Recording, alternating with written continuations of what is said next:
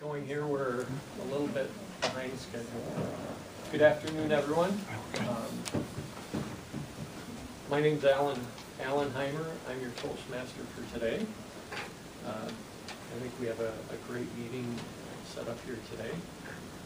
I want to start by asking, do any officers have any announcements or anything they wanted to say?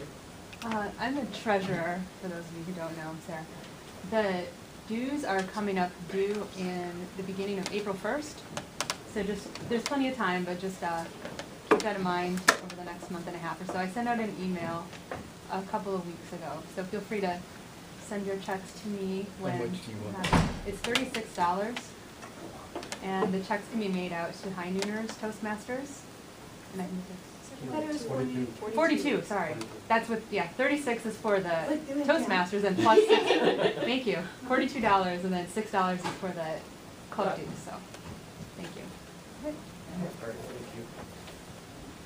I'd like to introduce our grammarian, Jennifer Allen, if you'd want to come up and give us a short description of what your role is.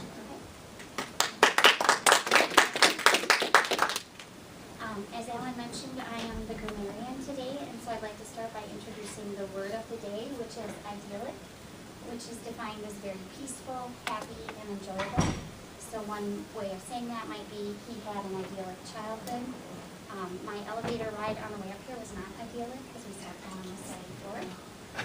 I will be listening for any like I just said. I'll be listening for any pauses on some of those. I'm noticing every time I say it. Some of those common phrases that you might use as connectors and things like that. Also any outstanding phrases, pieces of speech, and so on. And I'll get a report at the end of the meeting.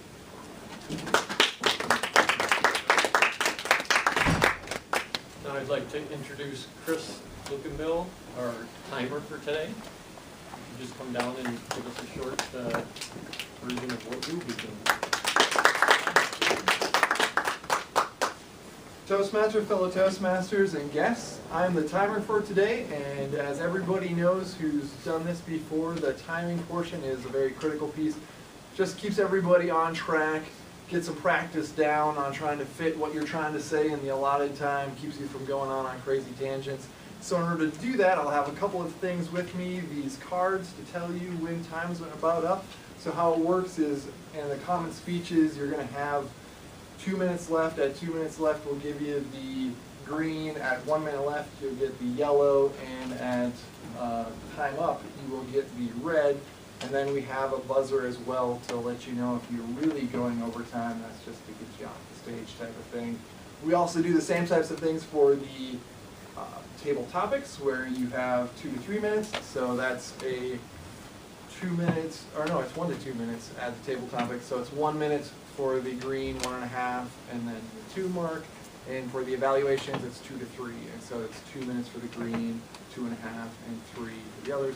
I also have a light in the back for the people that are up speaking, just a couple of ways to try and get their attention to let them know that their time is coming up. So that's the timer's role for today. Thank you.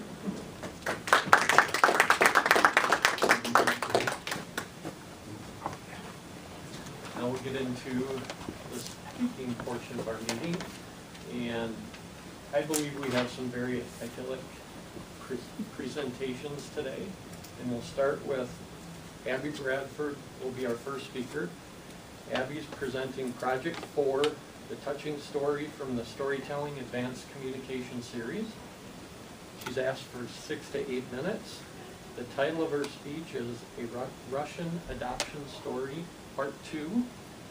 I'd like to please welcome Abby Bradford. For those of you who didn't hear my first part 1 of this story, I'll summarize it in a sentence. My husband and I journeyed to Russia to meet our potential adopted child for the first time. And I described our journey and our meeting him. The second part I'll begin. This is impromptu, so I apologize for my notes. But again, Toastmasters helps us move from notes to presenting, so bear with me. Part 2. It was about 4 weeks after we had just met our new son.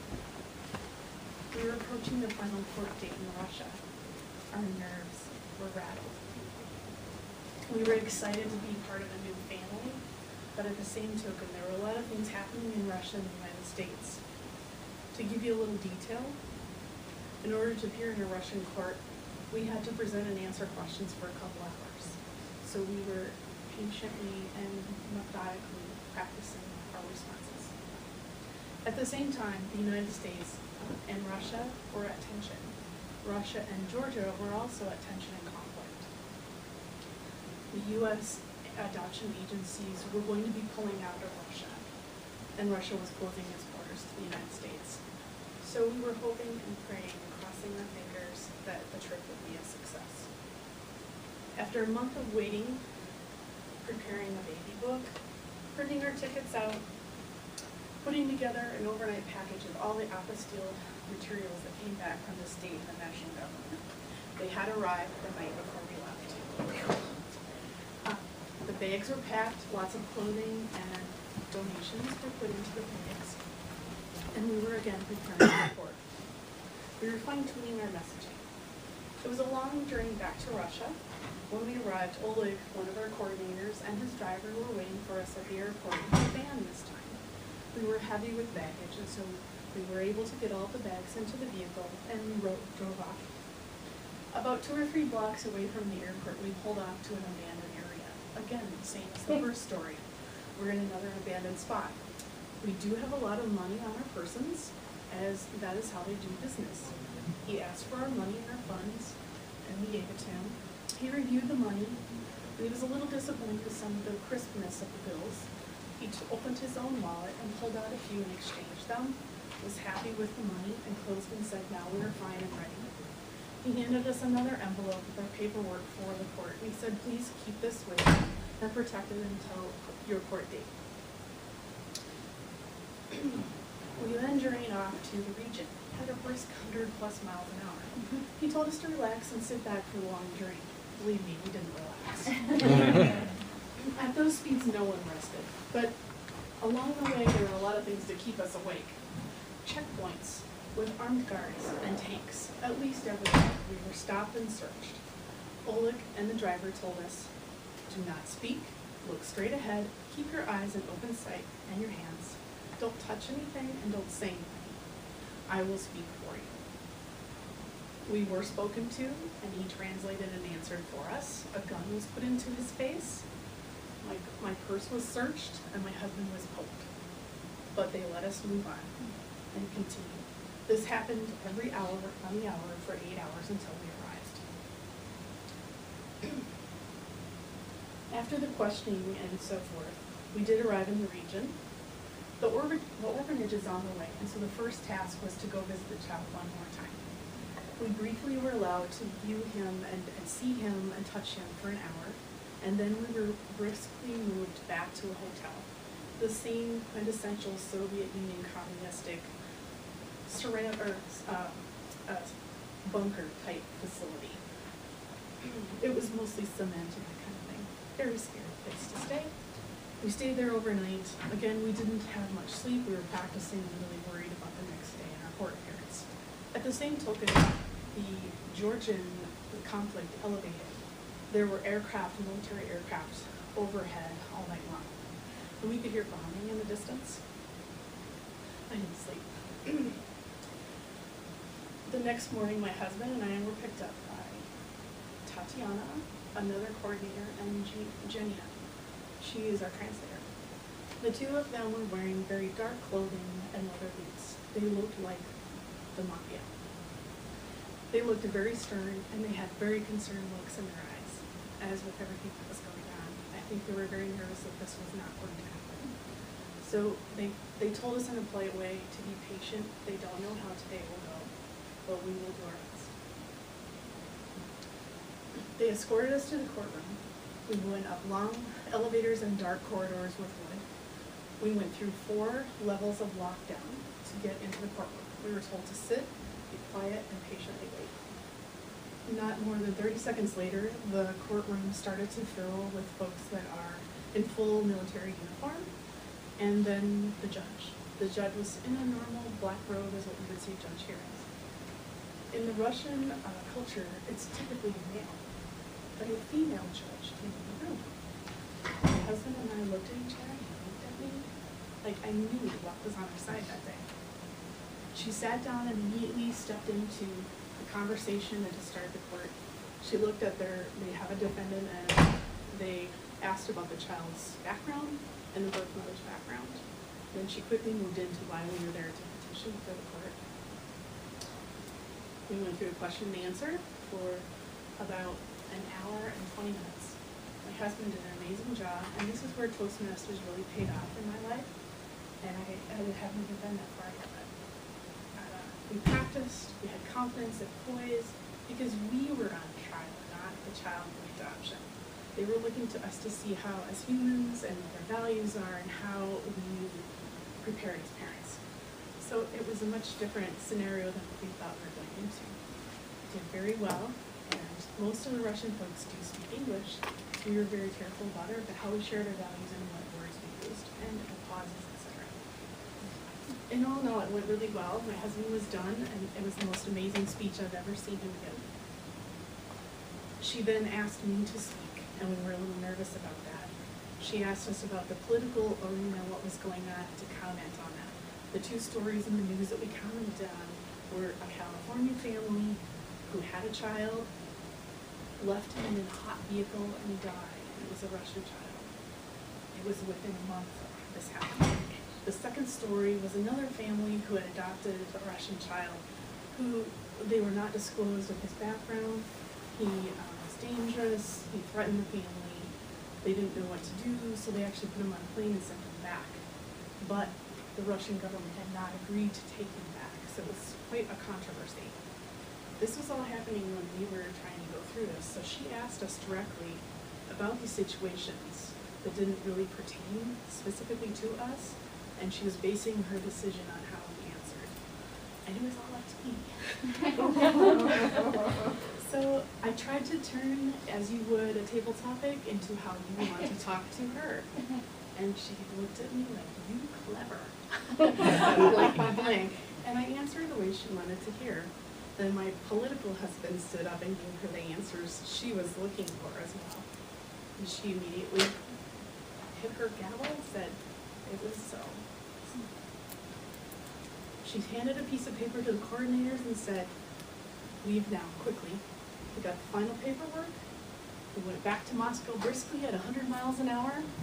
And this little child who had never been anywhere before, very wide-eyed, hadn't been in a vehicle, hadn't been to another country, hadn't seen a male, for that matter.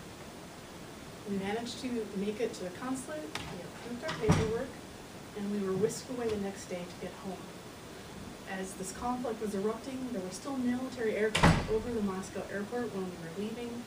Luckily, we were on a Russian aircraft leaving, and we were safe. We managed to get to Amsterdam and Chicago, and then war did break out. At that point, in the end, Spencer, we named him Spencer, his name was Sir.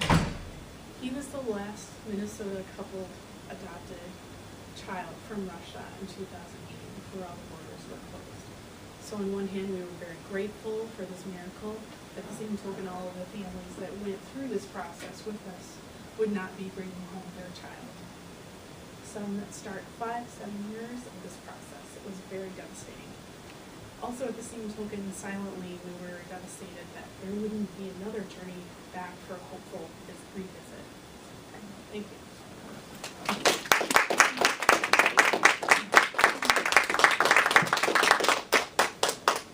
Chris, if you could have a minute to finish evaluation.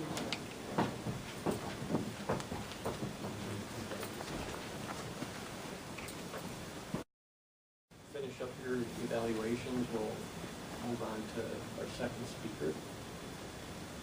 I would like to introduce our second speaker, Amit Ghosh.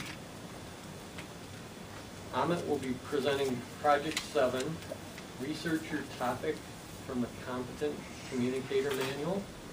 He is asked for 5 to 7 minutes. The title of his speech is Manage Fear with Dare. Uncertainty, self-doubt, and insecurity plague our lives at times. some of us resort to harmful methods to deal with these unpleasant experiences. Amit will be speaking on a recent technique of managing uncertainty and emotions using acceptance and commitment therapy, or ACT. This technique is used widely all over the world to diagnose and manage self-doubt and insecurity. Please welcome Amit Ghosh. Understand fear and act. Amit?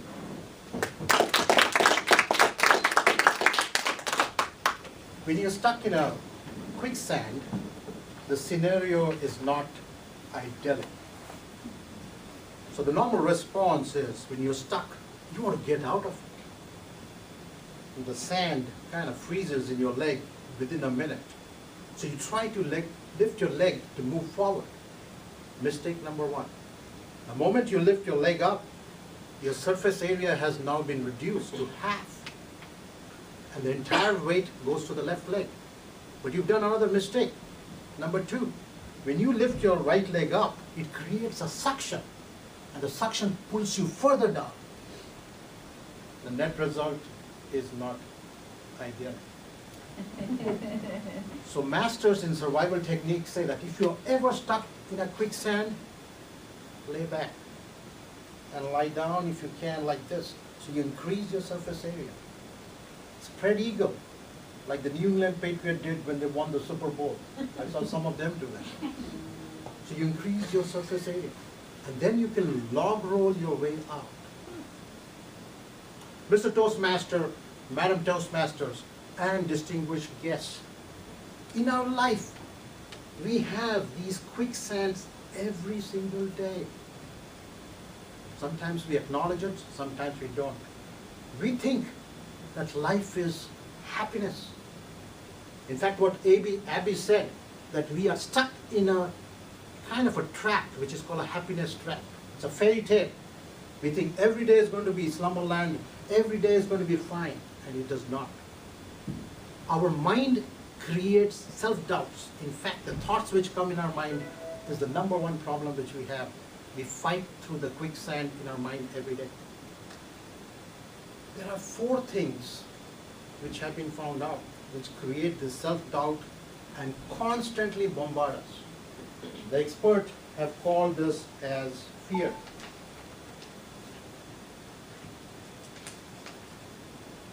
The F stands for fusion. I chose to do these things handouts rather than PowerPoint because PowerPoint takes time. Fusion is the thing which happens in our brain when there's a word, an idea, which mixes with a picture. I am a failure. I was a failure in college. I was a failure in school. How can I do this work? I'm a failure. I'm paralyzed. It fuses in our head.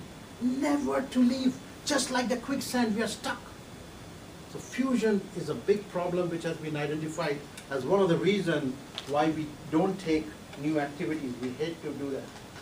Number 2 is excessive expectation. E is excessive expectation. Our goals are too big. We don't have the skills, but we think that we can do it. We don't have the resources, but I want to go to Harvard. I don't have the ability, but I want to be a neurosurgeon.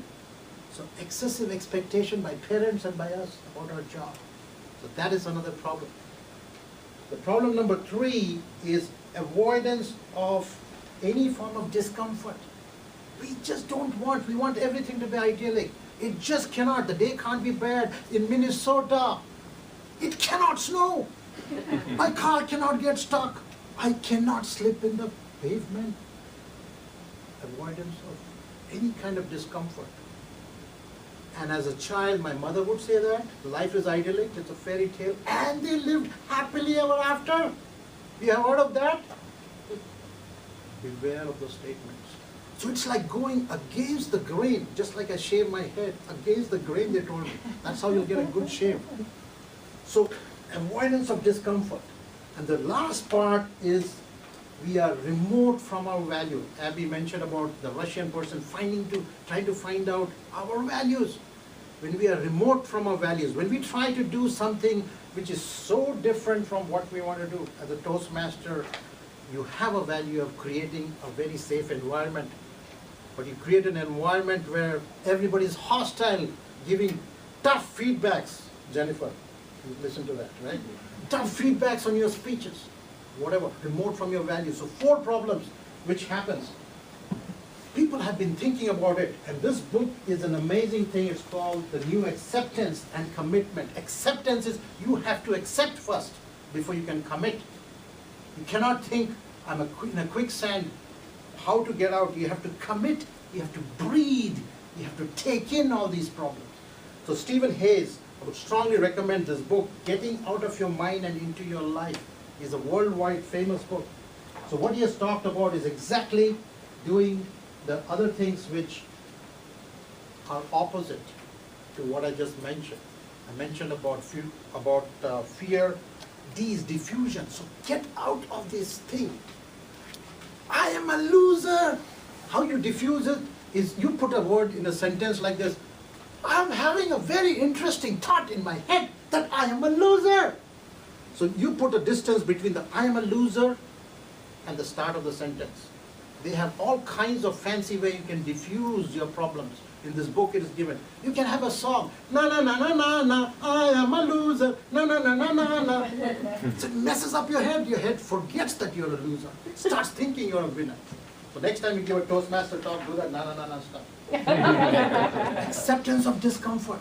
Please, you have to, it teaches you technique where you breathe and you concentrate and you increase your area where you live with it peacefully rather than fight with it. The more you fight, it's like a quicksand. You go down. Realistic goals. Start small.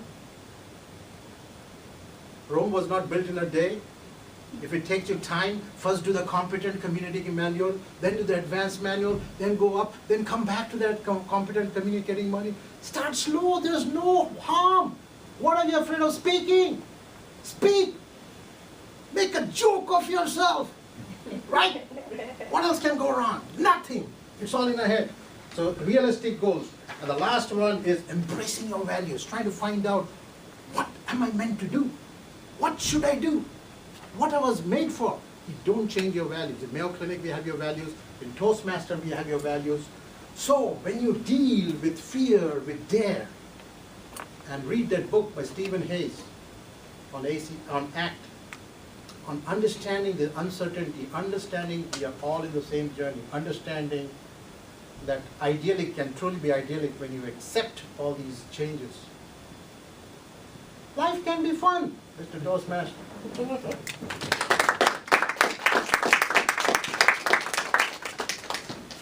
I've got a handout on the fear and dare. I can give it to you after. This is Jen, if we could have a minute for evaluations, please. As part of our club. And we'll talk again a little bit more later on about what some of the benefits of that are, but I think you can just assume the sense that the more people that are involved, the more activity that's going on, the better and more energetic and lively our club meetings are. I'm not going to step through each one of these independently, but there's 10 points that they measure. So once we're considered a good, healthy club with our 20 members, there's 10 things that we set out to do. And as members, you may not realize it. As officers, if you've been in the officer role currently or in the past, you're very familiar with this. When our officers get together on behalf of the club, these are some of the things that we're looking at so that we continue to keep this club strong and vibrant. There's a lot of letters up there, aren't there? The first one is that we want to have people reaching that first level of competent communication. So when you're a new member and you get the pamphlet that has the 10 speeches, when you reach all of those 10 speeches and work your way through, that's called a CC, or a competent communicator. So what we'd like to do is we'd like to have 2 of our members complete their CC manual from July 1st through June 30th. That's the year time frame that we're looking at.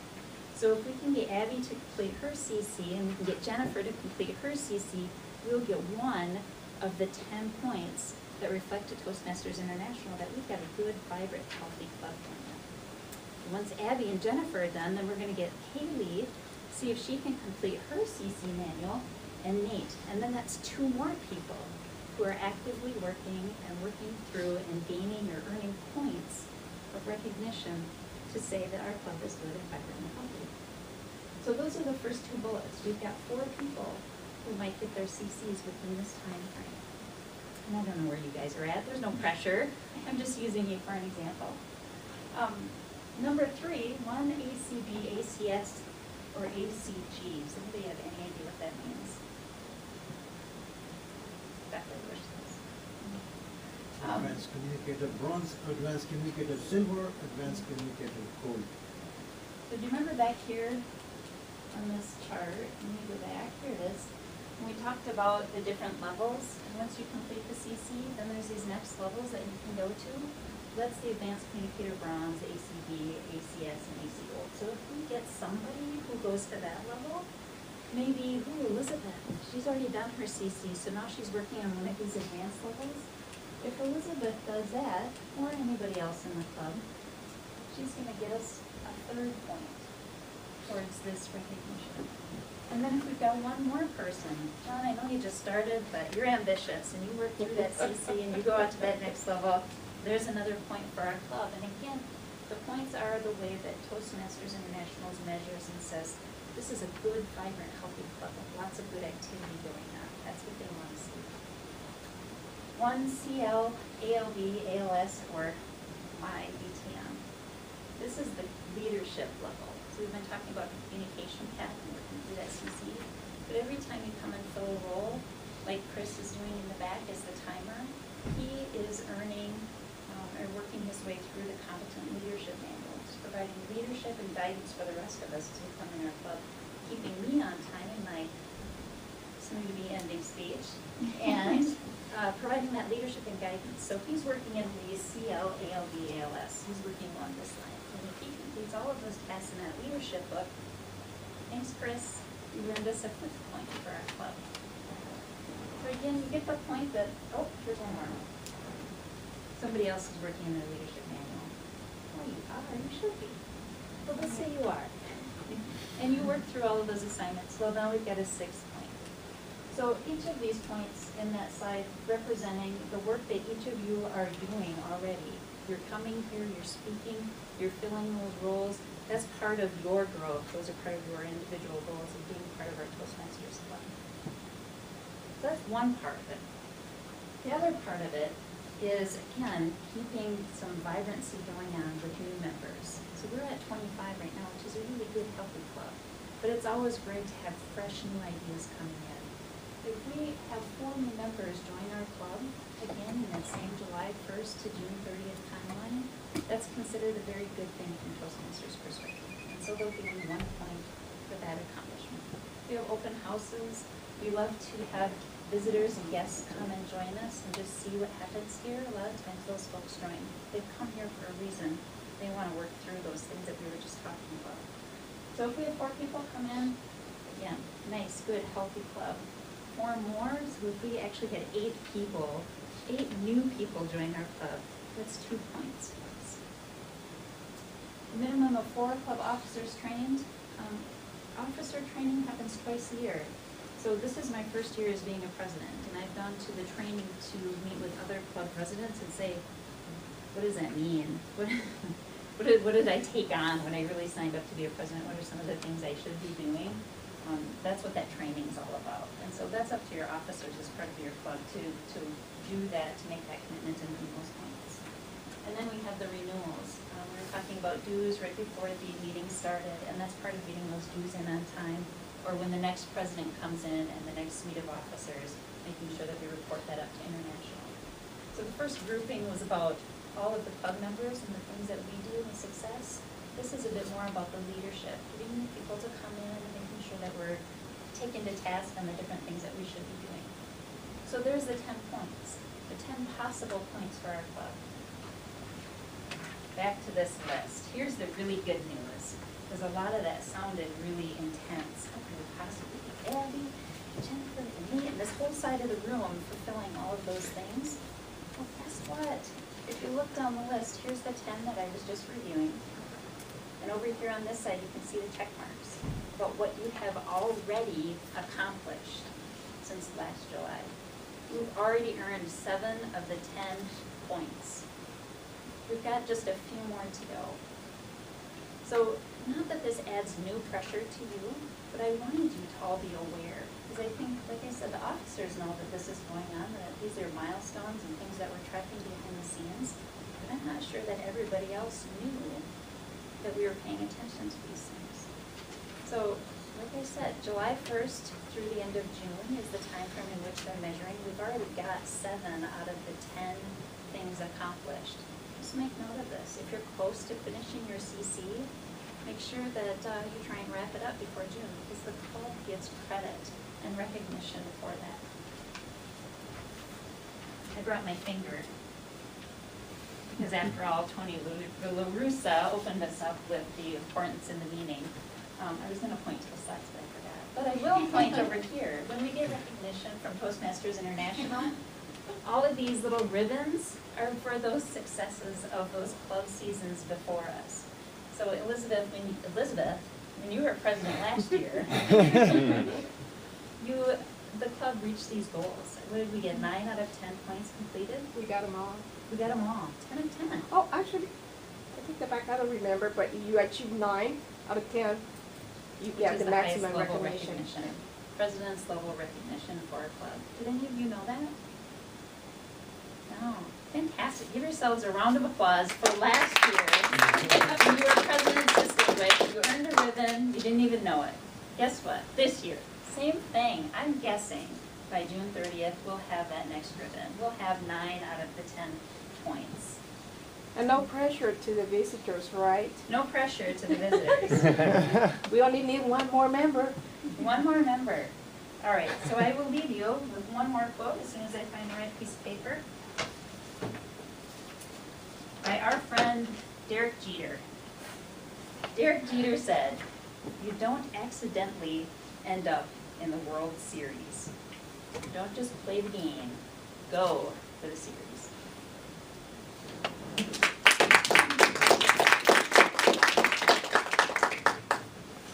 Chris, again, if we could have a minute for evaluations.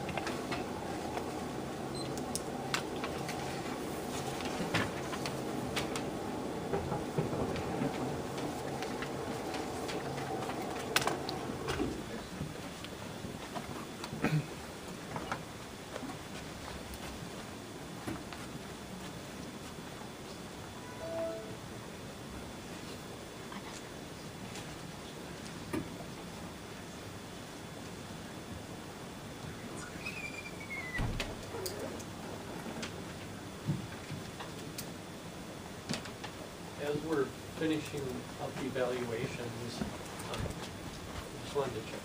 Do we have visitors today? What I'd like to do is just have each of you kind of stand up, introduce yourself, and give us an idea as to how you found out about Toastmasters and Boyd Rasmussen. I've been in Toastmasters before and have a Catholic communicator certificate. Thinking about coming back. great.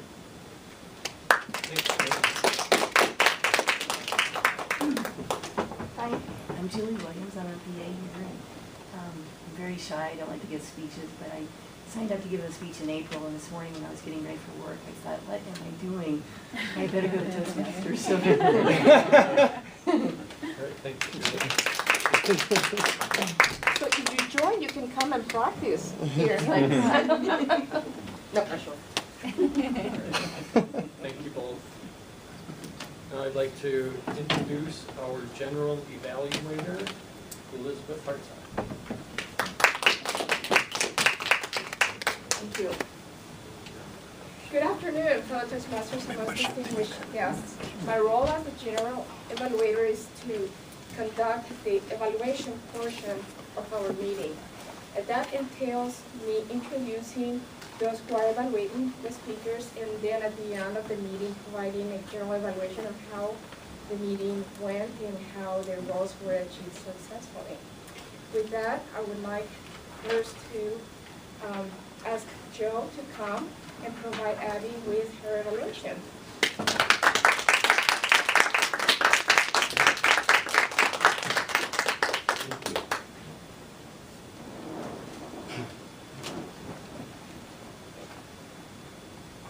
I think we all enjoy the fact that Toastmasters takes us to new places and new situations.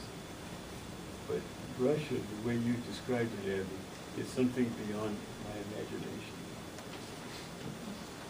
I have to thank you for doing that.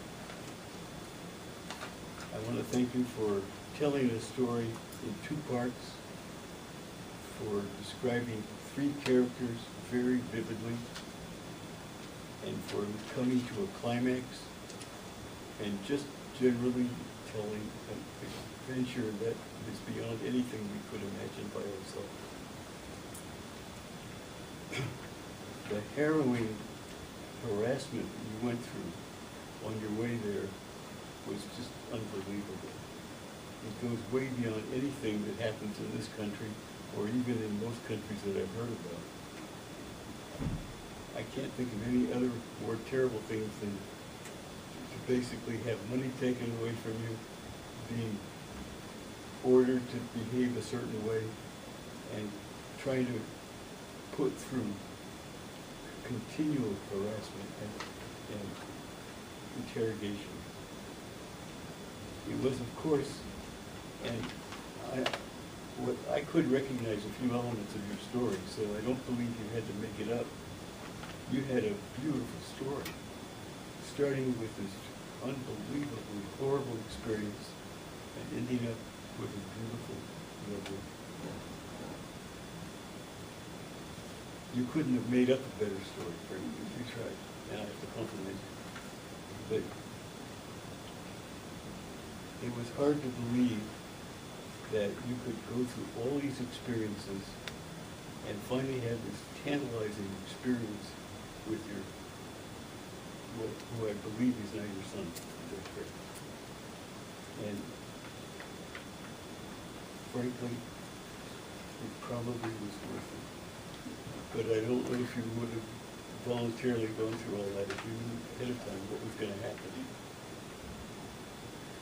And to end up with this really unbelievable woman judge who was so out of character, out of the Russian environment, so basically sympathetic and interested in helping you. How could anything like that happen? It was just beautiful, and I want to thank you for that so much. It's going to be hard for me to make comments that would be constructive, so I'm going to try, but please understand, I enjoyed your story.